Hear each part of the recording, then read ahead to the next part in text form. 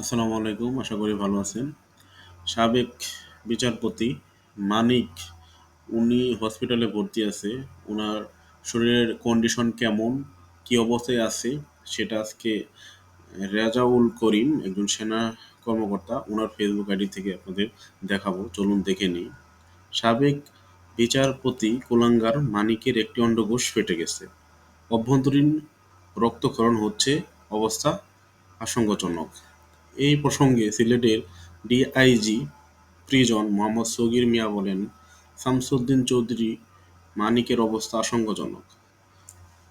মার ধরে তার শরীরে অভ্যন্তরীণ রক্তক্ষরণ হয়েছে, একটি অন্ডকোষ ফেটে গেছে।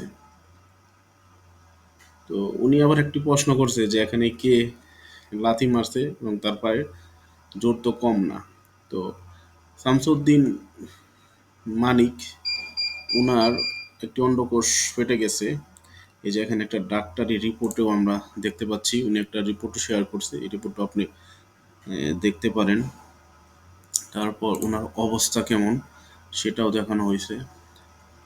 আসলে দুনিয়াতে আল্লাহ অপরাধীকে তার শাস্তি দিয়ে থাকেন।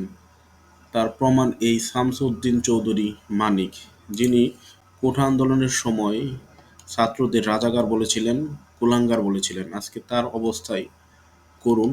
তিনি একজন বিচারক হয়েও কাঠগড়ায় দাঁড়িয়েছেন।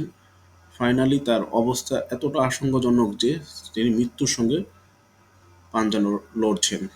তো এই ছিল আমার কাছে সর্বশেষ আপডেট। আশা করি ভালো থাকবেন।